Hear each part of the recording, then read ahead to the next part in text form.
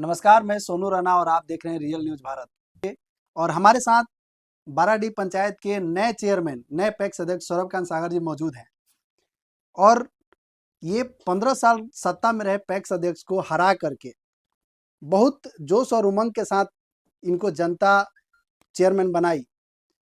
लेकिन अब सवाल ये है कि क्या जनता को 15 साल से जो नहीं मिल रहा था, क्या वो अब मिल रहा है? स्वागत है आपका सर। सर्वप्रथम आपके चैनल को मेरे तरफ से ढेर सारी शुभकामनाएं और हमारे पंचायत वासियों को नव वर्ष की ढेर सारी शुभकामनाएं। हमारी कामना है कि हमारे पंचायत के पंचायतवासी पूरी तरह से स्वस्थ रहे, मंगलमय है और उनके आने वाले जो सपने हैं वो साकार हों और वो स्वस्थ रहे, खुशहाल रहे। अच्छा, एक बात बताइए, 15 साल से सत्ता में रहे पैक्स अध्यक्ष को आपने हराया, हरा करके आप जीत हासिल किए। क्या लग रहा है, किसान पिछले 15 साल से जो समस्याओं से जूझ रही थी, क्या अब उस समस्या से निकल गई है? हमेशा के भांति मैं आपको बताना चाहता हूँ कि हमने अपना जो चुनाव अपने मुद्दे पर लड़ा था और आज भी हमारे वो मुद्दे हैं जो आज भी जीवंत है, अज्वलंत है। कुछ ऐसे मुद्दे हैं जिन पर हम पूरी तरह से निष्ठा के साथ कार्य कर रहे हैं।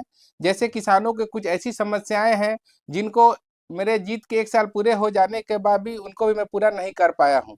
जैसे कई तरह के कागजात हैं, सीएससी आईडी है, सीएससी सेंटर खोलने के लिए खाद के लाइसेंस है, वो अभी भी पूर्व पैक्स अध्यक्ष के पास है, जिसकी लड़ाई मैं लड़ रहा हूं और उसमें हम लोगों ने विजय प्राप्त किया है।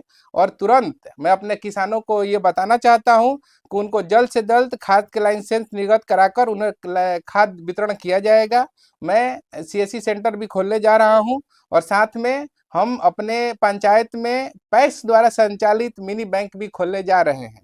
औषधि केंद्र, जन औषधि केंद्र की जहां तक बात है उसके सारी प्रक्रियाएं पूरी कर ली गई है और वो भी जल्द से जल्द हमारे पंचायत में ओपन होने जा रहा है। मैं आपको बता देना चाहता हूँ राणा जी कि कुछ ऐसे चीजें हैं जिनमें जो प्रोसेस के थ्रू होते हैं, सरकारी प्रोसेस है, उनमें टाइम लगता है, वो चुटकी बजाते नहीं होता है और उन चीजों में मैं लगा हूँ और मेरे जो वादे हैं मैं आपको फिर से दोहराना चाहता हूँ और बार बार कहूंगा और कहना चाहता हूँ कि मैं अपने मुद्दे पर चुनाव लड़ा हूँ। जो मैंने वादे किए हैं वो मैं वादे पूरे करूंगा। सबसे पहला सवाल यही है कि क्या आप किसानों को समर्थन मूल्य दिए? जी, पिछले साल बाद में आप किसानों से पूछ सकते हैं, उनको उनके धान का समर्थन मूल्य प्राप्त हुआ है।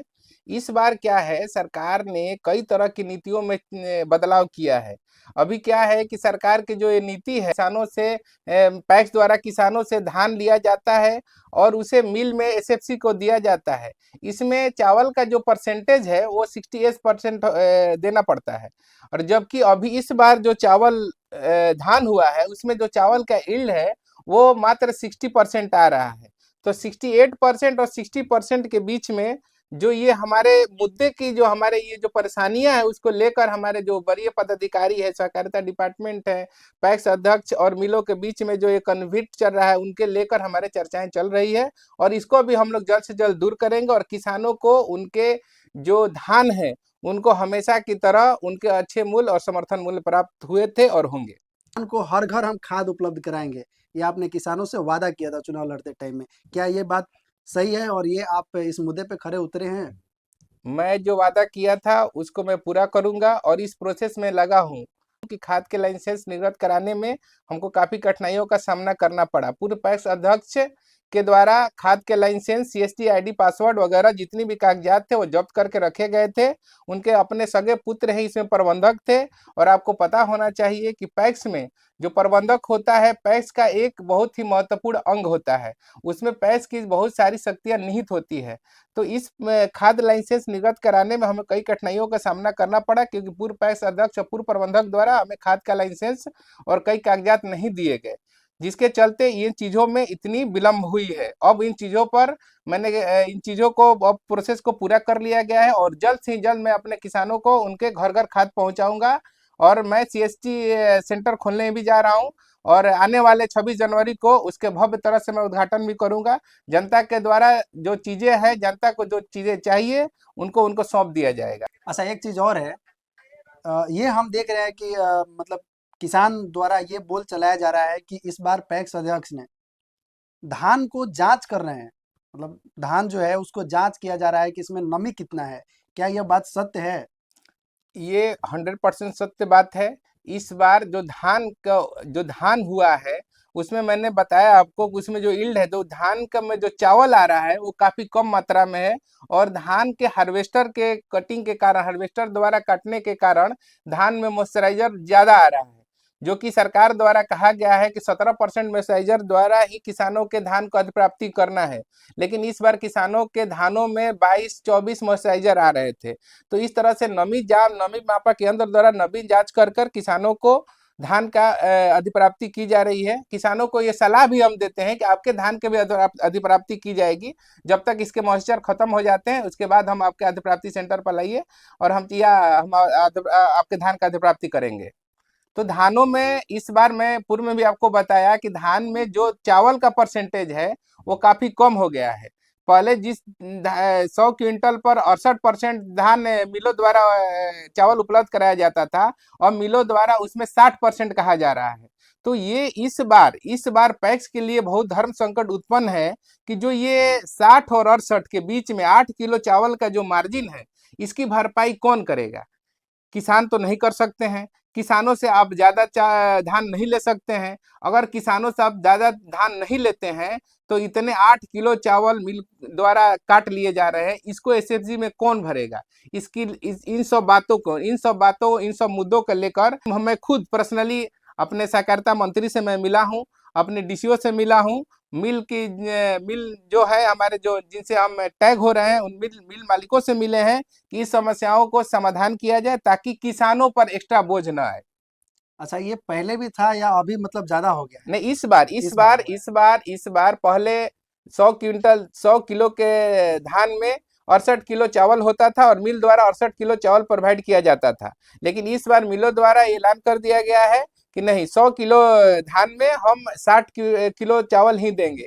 लेकिन एसएफसी द्वारा ये अपना रूल चेंज नहीं किया गया है। वो पैक्स अध्यक्षों द्वारा उनको एसएफसी में 68 में यानी कि 68 किलो चावल का डिमांड है। तो ये जो 8 किलो का मार्जिन आ रहा है, इससे इससे पैक्स पर एक्स्ट्रा बर्डन आ रहा है, इसकी भरपाई कौन करेगा? अगर इस समस्या को, जो कि अभी का सबसे जीवंत और ज्वलंत समस्या है, इस समस्याओं को लेकर हम लोग मंत्री, डीसीओ, अपने जो चौबे जी है, उन सबसे मिले हैं हम लोग, और इसका निवारण नहीं किया जाएगा तो इस बार पैक्स को बड़े पैमाने पर लॉस होने वाला है।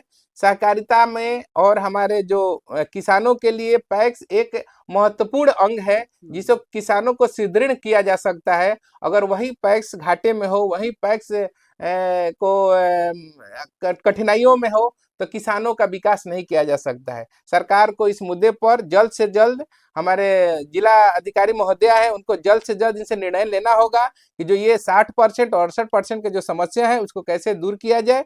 अगर इस समस्या को दूर नहीं किया गया तो ये जो समर्थन मूल्य का जो बात है, किसानों को समर्थन मूल्य देने की जो सतर्कता है, वो पूरा नहीं हो सकता है। और ये मैं ऑन रिकॉर्ड बोल रहा हूँ। एक और सवाल है। आप चुनाव लड़ते समय ये किसानों से वादा किए थे कि हम चुनाव जीतने के तुरंत बाद सभी किसानों को उनके खाता जो जब्त किए हैं पूर्व पैक्स अध्यक्ष, उनके खातों को हम लौटाएंगे, उनके पासबुक हम लौटाएंगे। क्या लौटाएं अभी या फिर अभी अपने पास रखे हैं? मैं आपको बता देना चाहता हूं कि जो पूर्व पैक्स अध्यक्ष थे, उन्होंने बहुत से किसानों के जो खाता थे, पासबुक थे, वो जब्त करके रखे थे। ऐसे किसानों को उन्होंने आज तक भी खाता और पासबुक नहीं दिया है। मैंने ऐसे किसानों के लिए एक नया रास्ता चूज किया और सारे किसानों को नए अकाउंट मैंने अपने बैंक में ओपन करवा दिया है। जो भी किसान आते हैं, मैंने बड़े पैमाने, पता लगा सकते हैं बैंक में जाकर, मैंने बड़े पैमाने पर किसानों को उनके अकाउंट कोऑपरेटिव बैंक में खुलवा दिया है। अब जो भी धान की जो भी सुविधाएं की राशि आती है सीधे उनके अकाउंट में जाती है और उनको पूरी आजादी है। और को हम लोग तो बैंक द्वारा उन लोग एटीएम भी प्रोवाइड कर रहे हैं। इसमें पूरी तरह से पारदर्शिता बरती जा रही है। एटीएम कार्ड होने से किसानों को काफी सहूलियत होगा। अपने खाते में आए राशि को कभी भी जांच कर सकते हैं, कभी भी निकासी कर सकते हैं। और मिनी बैंक खोलने के जो हमारा उद्देश्य है कि जो किसान बैंक में आसानी से पहुंच नहीं पाते हैं, जा नहीं पाते हैं, एक्चुअली काफी पैक्सों को मिलाकर कोऑपरेटिव, एक ही कोऑपरेटिव बैंक नासिरीगंज में है, वहाँ काफी भीड़ रहता है, रस रहता है, जिसके कारण किसान सही टाइम पर उनकी निकासी नहीं हो पाती है। इस समस्या को समाधान के लिए हम अपने पंचायत में मिनी बैंक खोलने जा रहे हैं ताकि किसान अपने कोऑपरेटिव बैंक अकाउंट की राशि को इस मिनी बैंक द्वारा निकासी कर सकते हैं, जांच कर सकते हैं और डिपॉजिट कर सकते हैं। एक और सवाल है, ये सबसे बड़ी सवाल ये है सर कि आप अभी तक क्या अपना मतलब प्लान बनाए कि अपने पंचायत के किसानों को आय दुगना हो सके? इस पे आपका क्या प्लान है? देखिए, हम युवा हैं, हमारी सोच युवा है, हमारी सोच नई है और हमारा इरादा बुलंद है। हम चाहते हैं कि अपने किसानों को उनको कैसे आगे ले जाए, उनकी उनके हर क्षेत्र में कैसे उनको अग्रणी बनाए। इसके लिए मैं कई मुद्दों पर काम कर रहा हूँ। किसानों को बीज आसानी से उपलब्ध हो, कृषि यंत्र के बारे में हम लोग कृषि यंत्र अगर किसी किसान को चाहिए तो पैक्स द्वारा उनको प्रोवाइड कराया जाएगा, उचित मूल्य पर प्रोवाइड कराया जाएगा, सब्सिडी के साथ प्रोवाइड कराया जाएगा। उनको उचित मुआवजा के साथ उनके किसान फसल का उचित मुआवजा मिले, इसकी लड़ाई भी मैं लड़ता रहता हूं। और इसके लिए भी पैक्स द्वारा ये अभियान चलाकर किसानों को जागरूक किया जाता है कि आप अपने मुद्दों को हमको बताइए, हम उसको आगे पहुंचाएंगे। किसान के जो मुद्दे हैं, जो ज्वलंत मुद्दे हैं, उनको सही टाइम पर खाद मिलना चाहिए, उनको सही टाइम पर बीज मिलना चाहिए, उनको खाद और बीज के लिए राशि मिलनी चाहिए। इन सब चीजों पर मैं पूरी तरह से अपने किसानों को आश्वस्त करना चाहता हूं कि उन्हें इन मुद्दों पर अब नहीं सोचना है। उनके लिए मैं यहाँ हूँ, उनका पैक्स अध्यक्ष इन सब चीजों के लिए 24 आवर अवेलेबल है। इस बार देखा जाए किसानों का हाल इतना बेहाल हो गया था कि 267-68 का यूरिया खाद 450 में मिलता है और दुकान पे भी मिलता भी नहीं है, ब्लैक में मिल रहा है, लेकिन उसमें भी धक्का मुक्की हो रहा है। इस पे आप क्या कहना चाहेंगे? ये सरकार की गलत नीतियों के कारण ऐसा हो रहा है। यूरिया की कमी कभी भी नहीं रही है हमारे देश में, हमारे क्षेत्र में, लेकिन सरकार की गलत नीतियों के कारण इस तरह की कालाबाजारी हो रही है। मैं एज ए पैक्स अध्यक्ष बोल रहा हूँ, अब मुझे खाद के लाइसेंस निर्गत होने वाले हैं, लेकिन सरकार द्वारा हमें जो खाद दिए जाएंगे वो लिमिट है।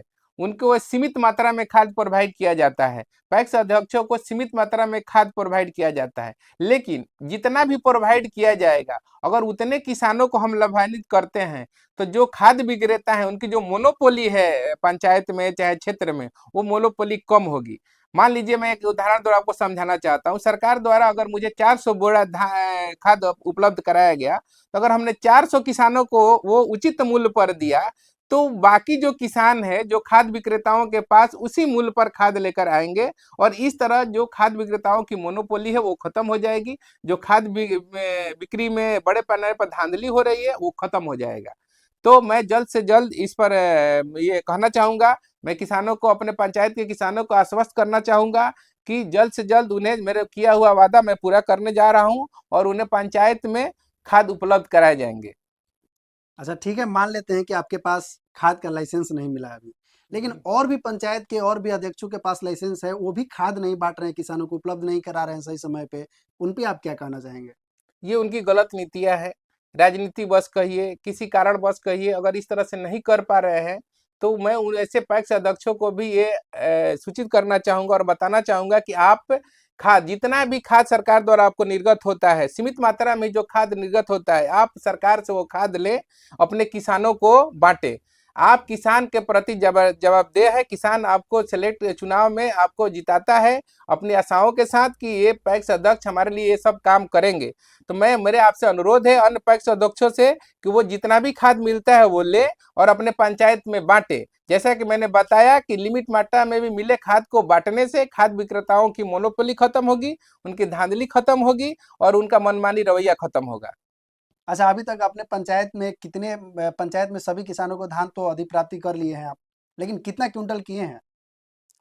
पंचायत में किसानों द्वारा जितने भी धान, जितने किसानों के, छोटे से लेकर बड़े किसानों के जितने भी धान थे, जिन किसानों ने कागज उपलब्ध कराए हैं, जिन किसानों ने पैक्स से संपर्क किया है, उनके धान अधिप्राप्ति कर ली गई है।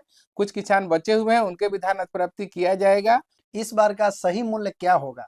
किसानों को हम कितनी परेशानियां सामना कर लें, हम हमारे बीच में 60% और 68% की लड़ाई हो और मिल के बीच, पैक्स अध्यक्षों के बीच, सरकार के बीच, सहकारिता डिपार्टमेंट के बीच इन मुद्दों को लेकर कितनी भी लड़ाइयाँ होती हो, मुद्दों को लेकर कितना भी बहस हो, लेकिन मैं किसानों को अभी आश्वस्त करना चाहता हूं कि हमारे पंचायत के किसान आश्वस्त रहें। उनके उनके धान का, जो धान उनको प्राप्ति सेंटर पर दिया है, उनको उचित मूल्य, उनको सही समय पर उनको प्राप्त होगा। तो ये रहा सौरभकांत सागर जी के साथ एक खास बातचीत, और किसानों के लिए बहुत ही महत्वपूर्ण बातें और बहुत ही बढ़िया वीडियो है ये। बाकी आप सभी को ये वीडियो कैसा लगा कमेंट में ज़रूर बताएं। धन्यवाद।